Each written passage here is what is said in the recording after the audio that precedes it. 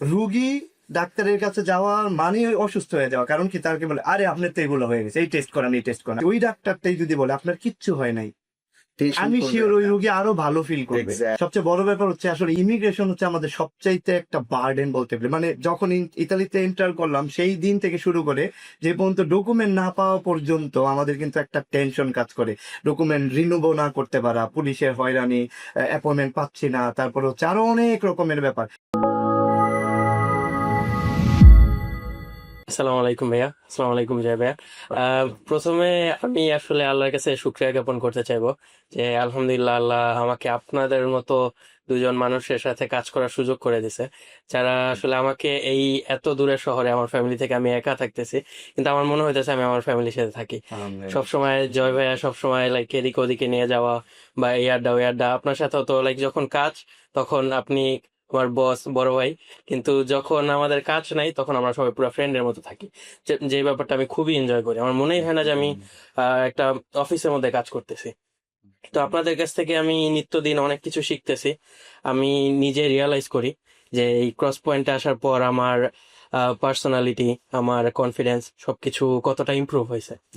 তো আপনার সাথে তো আমার অনেক আলোচনা হয় অনেক কিছু নিয়েই।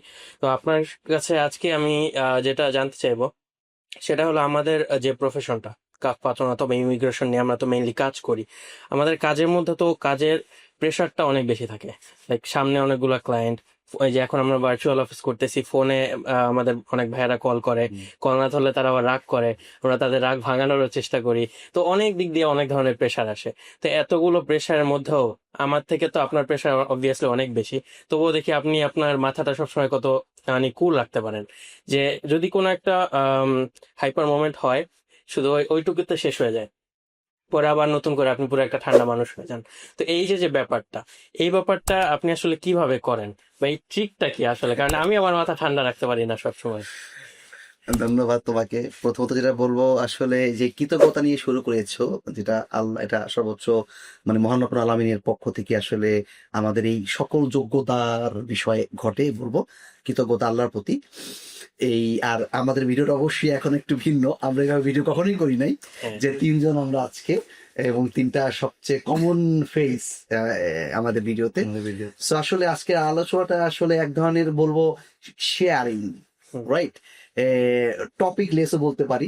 কিছু ক্ষেত্রে হয়তো টপিক, অনেক টপিক কালো হইতে ব্যাপারটা টপিক রিলেটেড মনে হতে পারে, যে না আসলে তো আমি বিজনেস করছি, আর ডলার ভাই বা জয় ভাই বা আসাদুলদের এই যে যে একটা গ্রুপ টকিংটা কাজে আসছে, এটা অনেক কাজে লাগতে পারে। তো আমি কথায় ফিরে আসি, সেটা হচ্ছে এই, আসলে যেটা আমি আমার জায়গা থেকে ফিল করেছি, ইসলাম যেটা বলেছে ব্যবসা উত্তম, রাইট? ব্যবসা উত্তম, ব্যবসা উত্তম এই জন্যই কারণ আমি দেখেছি আমার জীবনের শুরু থেকে এই পর্যন্ত এই বিজনেসে আপস ডাউন, আপস অ্যান্ড ডাউন, এটা ব্যবসা একটা অনেক বড় জায়গা। সো সব সময় একটা টেনশন থাকে, ঠিক সেই টেনশনের মধ্যেও আরো টেনশন, এগুলো যোগ হতে থাকে। তো যেটা আমি শিখেছি আল্লাহর কাছ থেকে, আল্লাহ আমাকে শিখিয়েছেন যে আমি তো একটা সময় যখন দেখলাম যে যদি এই যে যে নানা দিক থেকে প্রেশার, আমি যদি একটা পাত্রে রাখি, একটা এক্সাম্পল দেই যেটা কিনা অনেকের ক্ষেত্রে মিলে যাবে, আমি যেখানে জামা কাপড় রাখি আমার আলমারিতে, সেখানে যদি শার্ট, প্যান্ট, মোজা, ওকে, ছোট ছোট জিনিসপত্রগুলো এক জায়গায় রাখি, এলোমেলো করে রাখি, রাইট টাইমে এবং তাড়াহুড়োর সময় একটা মোজা খুঁজে পেতে কষ্ট হবে নাকি? কষ্ট হবে অবশ্যই। অনেক কষ্ট। কষ্ট হয়ে যাবে। তখন সময় কম, গাড়ি মিস, আমি খুঁজে পাচ্ছি না, একটা প্রবলেম তৈরি হয়ে যাবে। ওকে, কিন্তু আমি যদি এগুলোকে সব সর্ট আউট করতে পারি, অর্গানাইজ করতে পারি, মোজাগুলো এক জায়গাতে, জুতাগুলো এক জায়গাতে, শার্ট, প্যান্ট, টি শার্ট সবগুলো অর্ডারে থাকে, তখন হুট করে আমার কিছু লাগে মোজা, আমি কোথায় যাব? শার্ট খুঁজতে যাবো না, আমি মোজার ওইখানে গিয়ে মোজাটা নিয়ে নিবো, রাইট? জি। তাহলে কি হলো? অর্গানাইজ, অনেক কিছু, কিন্তু কোনো প্রবলেম নাই। তো কাজের ক্ষেত্রে মাথায় যখন আমাদের এরকম একাধিক জিনিস আসে, আমরা এখানে অনেকগুলো মানে ক্যাসেট করে ফেলি, অনেকগুলো ড্রয়ার করি, যে এইখানে একটা, এইখানে একটা, এইখানে একটা, এইখানে একটা, এখানে একটা। তার মানে কি, কোনোটার সাথে কোনো মিলাবো না। 5 মিনিট আগে যে কেসটা আমাকে খুব প্রেশার দিয়েছিল সেইটা ওই জায়গায় থাকবে, ওইটা আপাতত ডিল করছি না। কিন্তু এখন যে আসছে আমার সামনে তার যে ডিলটা একটু ডিফিকাল্ট, তার সাথে মোটে মিলাবো না। তা দুটা জিনিস মিলে গিয়ে আমাকে আরো কি করবে, কনফিউজ করে ফেলবে। তো এইভাবে আমি শিখতে পেরেছি যে যত বেশি তুমি জিনিসগুলোকে আলাদা করতে পারবা ততই তুমি তোমাকে কুল রাখতে পারবা। ওকে, আমি জানি না আমি কতটা জয় কি বুঝতে পারছো আমি কি বোঝাতে হ্যাঁ, চেয়েছি। মানে ওভারঅল ব্যাপারটা হচ্ছে এরকম, যদি অর্গানাইজ থাকে ডিল করা অনেক সহজ। তুমি হাজার প্রেসারে থাকলেও অর্গানাইজ ওইটা একদম মানে স্টেপ বাই স্টেপ করা যাচ্ছে। মানে তুমি আলাদা করতে পারছো মানে প্রবলেমস গুলো আর কি।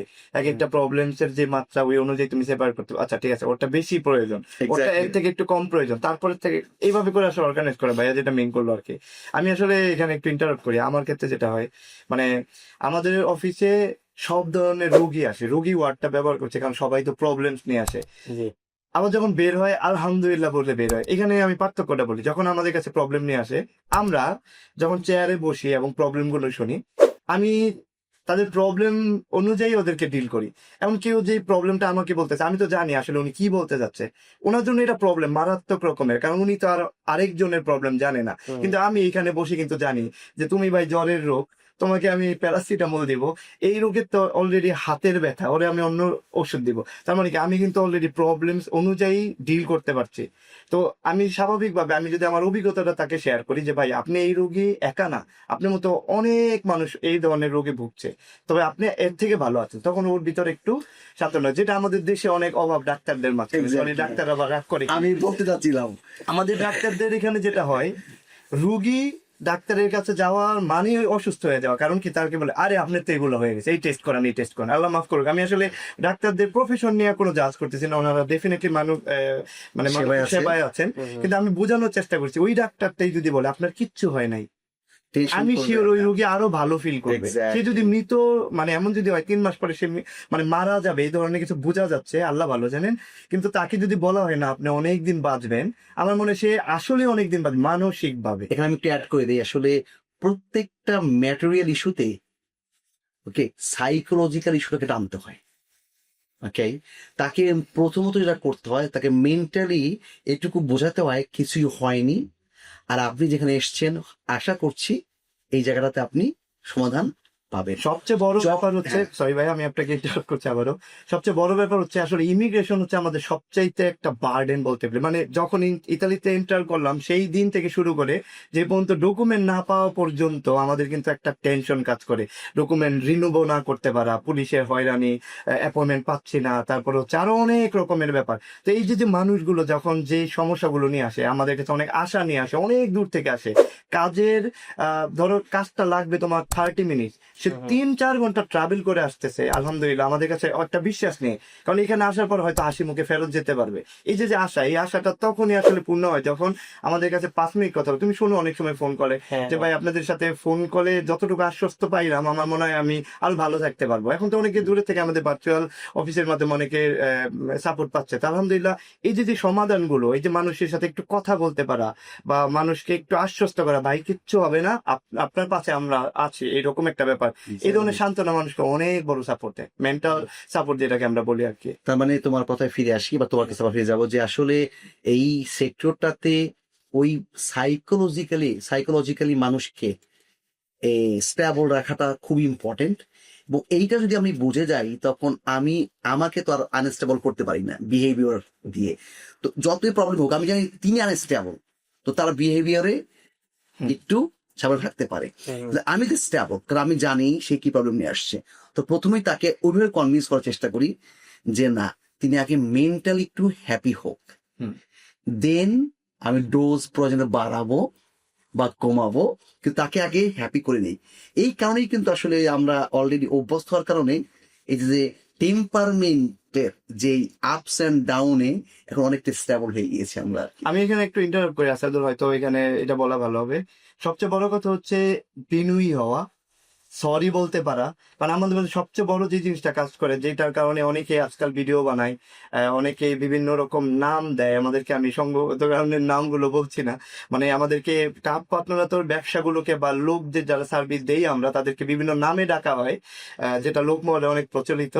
তো এখন ব্যাপার হচ্ছে কি, বিনয়ী হওয়া এবং মানে দোষ স্বীকার করা, যে আমরা 100% যে ম্যাজিক্যালি কিছু করে ফেলতে পারবো ব্যাপারটা এমন না, কিন্তু আমাদের দ্বারা যদি ক্ষতি হয়েও থাকে আমরা বিনীতভাবে তাদের কাছে আমরা ক্ষমা স্বীকার করব এবং তাদের ভালোর জন্য চেষ্টা করবো যাতে ওদের আরো কোনো ভালো সার্ভিস দিয়ে ওইটাকে কভার করা যায়। কিন্তু অনেকে আমরা হয়তো বা অহংকারের কারণে আমিই বেস্ট, এই জিনিসটা হয়তো বা বলা উচিত হবে না এই ধরনের প্ল্যাটফর্মে বা এই ধরনের কাপ পার্টনার রিলেটেড জবগুলোতে। কারণ দেখা যায় অনেক সময় হয় কি, তোমার অহংকারের কারণে এই মানুষটা যদি কষ্ট পায় সে তোমার কাছে আর ফিরে আসবে না। right. এই হচ্ছে তোমার বিষয়টা। সাথে যে আবার তোমার হ্যাঁ, আমার আমার আসলে ভাইয়ার যে প্রথম এক্সাম্পল যেটা ছিল, একটা লাইক কাপড় চোপড় গুছায় রাখার একটা অর্গানাইজেশনের যে Organize করা, ব্যাপারটা, এক্সাম্পলটা খুবই দারুণ লেগেছে। এবং আপনি যে সব কথাগুলো অ্যাড করলেন এগুলো খুবই সুন্দর ছিল। আসলে ভিডিওটা অনেক বড় হয়ে যেতেছে, বাট আমার কথা বলতে মজা লাগতেছে, কারণ একসাথে মানে এই দুইটা বড় ভাইয়ের থট আমি একসাথে পাইতেছি।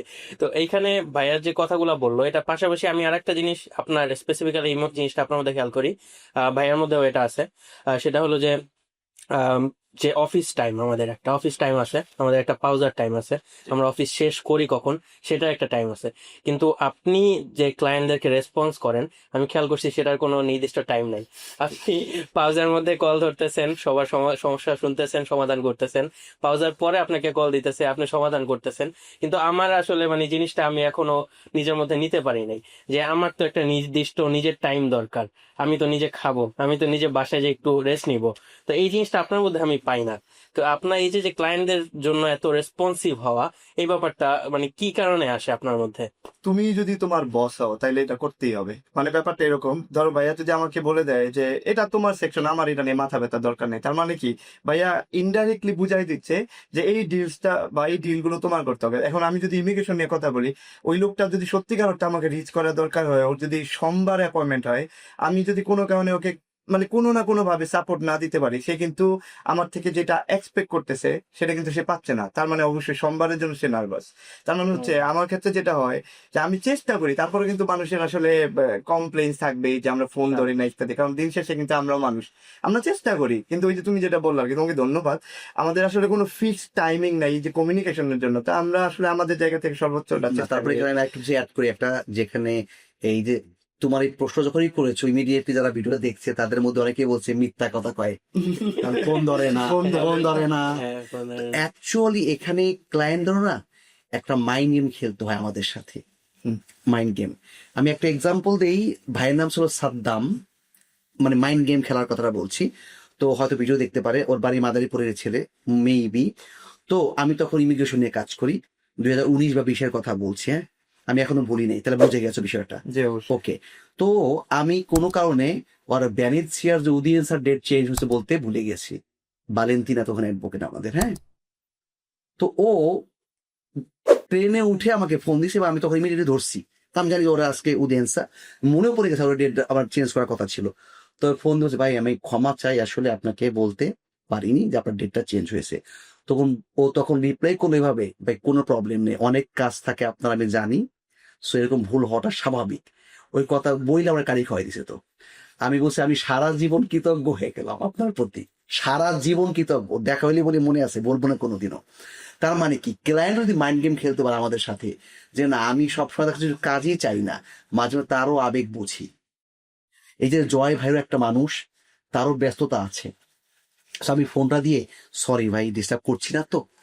তো এইভাবেই কিন্তু জয়, তুমি দেখো যখন যাদের ফোনগুলো ধরে, এই মানুষগুলোর মধ্যে এই ধরনের মাইন্ড গেম খেলার কারণে জয়ের কাছে তারা প্রায়োরিটি লিস্টে এগিয়ে যায়।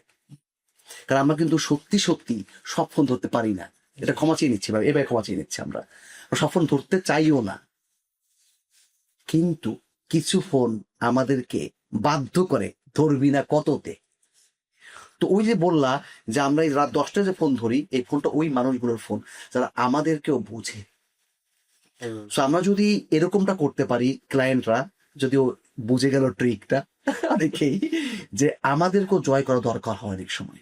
আমাদের ভিতরে একটা সত্তা আছে, আমরা শুধু কাজই করি না, আমাদের আবেগ আছে। সো যদি ক্লায়েন্টরা আমাদের আবেগকেও মূল্যায়ন দিয়ে ফেলে, তাহলে আমরা ওই যে ইসলামের মতো আল্লাহ ওইভাবে কথাটা বলতে হয়, তুমি তোমার দিকে 1 পা আগাও, আমি তোমার দিকে আগাবো 2 পা, তুমি হেঁটে আসলে দৌড়েই যাও, তখন এরকম আমরাও ক্লায়েন্টের এইভাবে করি। যারা আমাদেরকে একটু বুঝে ফেলে, ব্যাপার না বলে ফেলে যে টেনশন করবেন না, আপনি ফ্রি হয়ে আমাকে ফোন দিন, এরা আমাদের হৃদয় জয় করে ফেলে। তখন তাদেরকে আমরা ফোনে দেখলেই বুঝে ফেলি এরা আমাকে সহজেই তো ফোন দেয় না, এই ফোনের একটা মানে আছে। সো তখন ফোনটা ধরে ফেলি সাথে সাথে। থটটা বুঝে আসছে কিনা? তো এইটা ক্লায়েন্টকে বুঝতে হবে যে সবার ফোন আমরা আসলে প্রায়োরিটি দিতে পারি না। আমরা আসলে বলতে পারি বিজি বিজি বিজি, মিথ্যা কথা। প্রায়োরিটি, আমরা প্রায়োরিটি বেস কাজ করি। বিজি তো সবসময় থাকবো, তাহলে আমার মায়ের ফোনটা আমি ধরি কখন? সবার চেয়ে মায়ের ফোন ইম্পর্টেন্ট কেন হয়ে যায়? কারণ আমি তাকে প্রায়োরিটি লিস্টের সামনে রেখেছিলাম। সো এটা একটা মূল জায়গা কিন্তু, যে কিভাবে জয় করছে, কিভাবে আমি করছি, কিভাবে তুমিও করতে পারো, সেটা হচ্ছে এটা। ওই মানুষগুলো আসলে আমাদেরকে জয় করে ফেলেছে আসলে। জি ভাই, আপনাদের অসংখ্য ধন্যবাদ ওদের সময় দেওয়ার জন্য। এখানে 10 মিনিটে আমরা কথা বললাম, কিন্তু আপনাদের এক্সপিরিয়েন্স তো 10 বছরের বেশি অবভিয়াসলি। তো ইনশাল্লাহ আমরা আশা করি আমরা যে অফলাইনে এই ধরনের আলোচনাগুলো করি, এগুলো আমরা চেষ্টা করবো অনলাইনেও মাঝে মধ্যে করার জন্য। হ্যাঁ, শেয়ার করা দরকার। হ্যাঁ, তো আপনাদের অসংখ্য ধন্যবাদ। ধন্যবাদ তোমার।